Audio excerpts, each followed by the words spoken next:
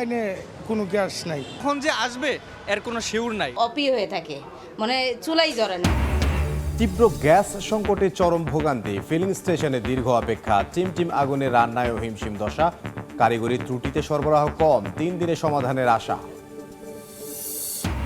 আগামী বছরের শুরুতেই হতে পারে ইউপি নির্বাচন, জানালেন স্থানীয় সরকার মন্ত্রী। ভোট হবে নিরপেক্ষ, চেয়ারম্যান মেম্বারদের ভাতা বাড়ানোর পরিকল্পনা। ইয়াবার বিস্তার ঠেকাতে কক্সবাজার ঘিরে বিশেষ ব্যবস্থা, পুলিশের সব পদে পরিবর্তন, নজরদারিতে সরকারি বেসরকারি কর্মকর্তা, কোনো গডফাদার তৈরি হতে না দেওয়ার ঘোষণা।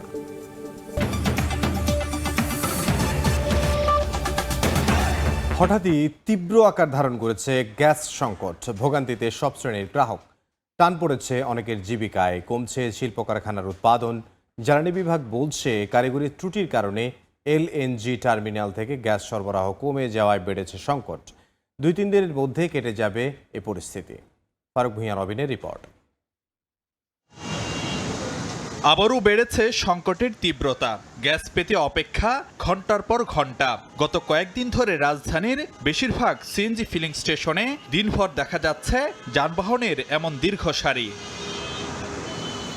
কোনোটিতে চাপ কম, আবার কোনো ফিলিং স্টেশনে ঝুলছে গ্যাস না থাকার নোটিশ। খুবই কষ্ট, এটা বইলে বোঝানোর মতো কিছু নাই। 2 ঘন্টা হয়ে গেছে আমি লাইনে দাঁড়ায় আছি, এর ভিতরে গ্যাস বন্ধ হয়ে গেছে। আমি এখন গ্যাস নিতে পারতেছি না, এখন কখন যে আসবে এর কোনো শিউর নাই। পরিস্থিতি একদম খুবই খারাপ। কালকে 2:30টার সময় সিরিয়াল লাগাইছি, গ্যাস পাইছি মাগরিবে আজানের সময় 6টার দিকে। 4.5 ঘন্টা এখানে চলে গেছে, আরো পাইতে লাগবে আর আধা ঘন্টা। প্রতিদিন যদি এরকম হয়, আমাদেরও তো একটা সংসার আছে, আমাদেরকে জীবন আছে, কষ্ট দুঃখ কার কাছে কমুক। তীব্র সংকটে দিনের বড় একটি সময় চলে যাচ্ছে গ্যাস পেতে, তাই জীবিকায় টান পড়ছে অনেকের। 4 ঘন্টা গ্যাস পাইছি 131 টাকা, সিরিয়াল দিতেই আমার 1 টাকা গ্যাস চলে গেছে। আমি এখন ডিউটি করবো কি দিয়ে? আজকে তো হাফ বেলা শেষ, তাহলে আমি টাকাটা উঠাবো কি করে? আমার সংসার আছে। 6 ঘন্টা আমার নাই, মন চায় না আর গাড়ি চালায়। কি পরিমাণ অসহ্য, শুধু পেটের দেশ গাড়ি চালাচ্ছে শুধু ফ্যামিলির জন্য।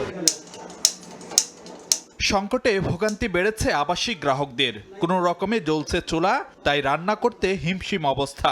মাঝে মধ্যে একদম অপি হয়ে থাকে, মানে চুলাই জ্বরে না। বাইরে থেকে খাবার কিনে আনতেছে, এখন সকালে নাস্তা ঠিক মতো বানাইতে পারতেছে না। খুব কষ্ট গ্যাসের, আগে তো তাও একটু থাকতো, এখন আসেই না বলতে গেলে। গ্যাসের সংকটে কমছে শিল্প উৎপাদন, বিপাকে অন্যান্য গ্রাহকরাও। বর্তমানে দেশে 4000 মিলিয়ন ঘনফুট চাহিদার বিপরীতে মিলছে মাত্র 2600 মিলিয়ন ঘনফুট গ্যাস। গ্যাসের সংকটে সারা বছরই কম বেশি ভুগতে হয় গ্রাহকদের, তবে কখনো কখনো এ সংকট এতটাই তীব্র আকার ধারণ করে যা সামাল দেয়া বেশ কঠিন হয়ে পড়ে। আর এই অবস্থার টেকসই সমাধান চান গ্রাহকরা। জ্বালানি বিভাগ বলছে কারিগরি সমস্যায় এলএনজি টার্মিনাল থেকে সরবরাহ কমায় বেড়েছে গ্যাস সংকট। এটা খুবই সাময়িক, আমাদের মেরামতের কাজ চলছে, আশা করছি যে ইনশাল্লাহ আমরা 2-3 দিনের মধ্যে এটা সমাধান হয়ে যাবে। এদিকে জ্বালানি তেল নিয়ে বিভিন্ন জায়গায় গুজব ছড়ানোর প্রেক্ষাপটে সরকার বলছে দেশে জ্বালানি তেলের কোনো সংকট নেই, মজুদ আছে পর্যাপ্ত। ফারুক ভূঁইয়া রবিন, সময় সংবাদ, ঢাকা। এবছরে সম্ভব না হলে আগামী বছরের শুরুতেই ইউনিয়ন পরিষদ নির্বাচন হতে পারে বলে জানালেন স্থানীয় সরকার মন্ত্রী। বলেন, ভোট হবে নিরপেক্ষ, জনগণের সমর্থন নিয়েই প্রতিনিধিদের নির্বাচিত হতে হবে বলে মন্তব্য করেন মির্জা ফখরুল ইসলাম আলমগীর। বিকেলে ডিপ্লোমা ইঞ্জিনিয়ার্স ইনস্টিটিউশনে বাংলাদেশ ইউনিয়ন পরিষদ চেয়ারম্যান মেম্বার অ্যাসোসিয়েশনের আলোচনা সভায় তিনি বলেন, রাষ্ট্রকে শক্তিশালী করতে হলে স্থানীয় সরকারকে শক্তিশালী করতে হবে। চেয়ারম্যান মেম্বারদের ভাতা বাড়ানোর জন্য প্রধানমন্ত্রীর সঙ্গে আলোচনা করা হবে বলেও জানিয়েছেন তিনি। পাশাপাশি সহজেই চেয়ারম্যানকে যেন বরখাস্ত করা না যায় সে আইন করার চেষ্টা করা হচ্ছে বলেও জানান মির্জা ফখরুল। মেম্বার চেয়ারম্যানরা বরাদ্দের হক যেন তসরুপ না করে সে বিষয়ে সতর্ক করেন তিনি। এই বছরে না হোক, সামনের বছর প্রথম দিকে কিন্তু আপনাদের ইউনিয়ন পরিষদের নির্বাচন হবে এবং এই পরের দিন নির্বাচন হবে একেবারে নিরপেক্ষ। আপনাদেরকে জনগণের ভালোবাসা নিয়েই নির্বাচিত হতে হবে। প্রতিটি উন্নয়নের ক্ষেত্রে আপনাদেরকে সম্পৃক্ত করা, জনপ্রতিনিধি সম্পৃক্ত করা, এটা খুব বেশি প্রয়োজন বলে আমি মনে করি। অর্থাৎ স্থানীয় সরকার যারা প্রতিনিধি, চেয়ারম্যান মেম্বার, তাদেরকে কিন্তু আপনার শক্তিশালী করতে হবে। বাংলাদেশের সংস্কার ব্যবস্থাকে জোরালোভাবে সমর্থন করে যুক্তরাষ্ট্র, তবে রাজনৈতিক দলগুলোর মধ্যে আলোচনার মাধ্যমে সেটি বাস্তবায়নের আহ্বান ওয়াশিংটনের। এনসিপি নেতাদের সঙ্গে বৈঠকে এই আহ্বান জানান ঢাকায় নিযুক্ত মার্কিন রাষ্ট্রদূত ব্রেন টি ক্রিস্টেনসন। এনসিপি কার্যালয়ে মার্কিন দূতাবাসের 3 প্রতিনিধির সঙ্গে বৈঠকের পর গণমাধ্যমে বিষয়টি নিশ্চিত করেন দলের মুখপাত্র আসিফ মাহমুদ সজীব ভুঁইয়া জানান, মার্কিন বাণিজ্য চুক্তি নিয়ে মার্কিন দূতাবাসের কারো সঙ্গে এনসিপির আলোচনা হয়নি। ভূ রাজনৈতিক প্রেক্ষাপটে চীন, ভারত ও মার্কিন যুক্তরাষ্ট্রের অবস্থান বাংলাদেশের জন্য গুরুত্বপূর্ণ। সেটি বিবেচনায় দ্বিপাক্ষিক ও বহুপক্ষীয় সম্পর্ক উন্নয়নে আলোচনা হয়েছে বলে জানান সজীব ভুঁইয়া। একটু কথা না বলেন আমার জন্য সুবিধা হয়, সেটা হচ্ছে যে আজ কিনা বা ওনারা এটা অ্যালাউ করবেন কিনা। এই সামনের দিনগুলোতে বাংলাদেশের প্রসপারিটির জন্য বাংলাদেশ এবং ইউএসের সাথে ইউএসের মধ্যে একটা বেটার ডিপ্লোম্যাটিক রিলেশনের বিষয় এবং বাংলাদেশকে বা আমাদের দিক থেকে বিশেষ করে বাংলাদেশকে কিভাবে এই সাউথ এশিয়ার একটা strong economic and strong country হিসেবে গড়ে তোলা যায়, এ বিষয়ে আমাদের মধ্যে বিস্তারিত আলাপ আলোচনা হয়েছে। আর কোনো বদির জন্ম হবে না কক্সবাজারে, তৈরি হবে না নতুন কোনো গডফাদার, এমন দাবি পুলিশের।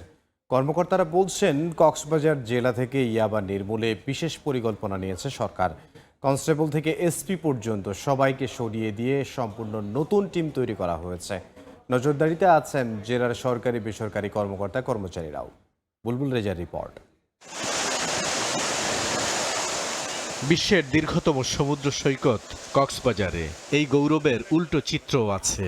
ইয়াবা, মানব পাচার ও রোহিঙ্গাদের বাংলাদেশি পরিচয়পত্র সংগ্রহ, এই 3 অপরাধে টালমাটাল জেলাটি। এতদিন সরকারের খাতায় এই 3 অপরাধীরই প্রধান পৃষ্ঠপোষক ছিলেন কক্সবাজার 4 আসনের সাবেক সংসদ সদস্য আব্দুর রহমান বদি। 24-এর অভ্যুত্থানের পর থেকে কারাগারে তিনি। নতুন সরকারের বয়স মাত্র 5 মাস। পুলিশের দাবি, নতুন করে একক কোনো গডফাদারের জন্ম হয়নি কক্সবাজারে, তবে ছোট ছোট গডফাদারদের অস্তিত্ব এখনো আছে। নতুন কোনো বদি কি আপনারা নাম শুনেছেন? ইন্ডিভিজুয়াল অর্থাৎ একক কোনো গডফাদার সৃষ্টি হয় নাই, ছোট ছোট ছোট ছোট অনেক গডফাদার হয়তো আছে। এখানে ইয়াবা বাণিজ্য সোসাইটি কখনো কখনো কোনো একটা অংশ একসেপ্ট করে নিয়েছে, যা ইয়াবা প্রতিরোধের সবচেয়ে বড় প্রতিবন্ধকতা। কক্সবাজার জেলা থেকে ইয়াবা নির্মূলে বিশেষ পরিকল্পনা নিয়েছে সরকার। এরই অংশ হিসেবে কনস্টেবল থেকে এসপি পর্যন্ত পুরনোদের সরিয়ে নতুনদের পদায়ন করা হয়েছে। পুলিশ সুপার থেকে শুরু করা হয়েছে, এরপর ধীরে ধীরে বিভিন্ন পদের অফিসার, খুবই ভালো অফিসার বেছে পাঠানো হয়েছে। তারা তাদের কাজ সুন্দর করছে। কক্সবাজার অতীতে ছিল বা দীর্ঘদিন আছে, এদের সবাইকে ওখান থেকে নিয়ে আসছে। যাদেরকে পাঠিয়েছি তারা কখনোই কোনোদিন কক্সবাজার ছিল না। তার মানে আমরা এই সম্পৃক্ততা আমাদের ভেতর থেকেই একেবারে জিরোতে করে ফেলেছি। একক সম্রাট এবং সাম্রাজ্য এটা আমরা শেষ করে দিয়েছি। পুলিশ বলছে, জেলার সরকারি বেসরকারি কর্মকর্তা কর্মচারীরা রয়েছেন নজরদারিতে। বিভিন্ন দপ্তরে আমাদের গোয়েন্দা তথ্য সংগ্রহ হচ্ছে, যারা এর সাথে রিলেটেড আছে।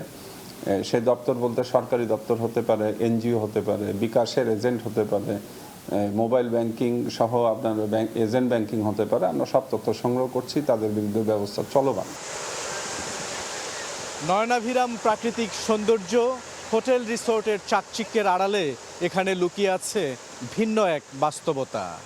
নিষিদ্ধ মাদক ইয়াবা প্রবেশের গেটওয়ে কক্সবাজার। এই তকমা থেকে বের হওয়ার জন্য নানান উপায় খুঁজছে আইন শৃঙ্খলা রক্ষাকারী বাহিনী। বুলবুল রেজা, সময় সংবাদ, কক্সবাজার। এই ছিল জনপদের সময়। এরপর খেলার সময়ের সঙ্গে থাকবেন সহকর্মী সাব্বির মিথুন। ইমদাদ, আপনাকে ধন্যবাদ।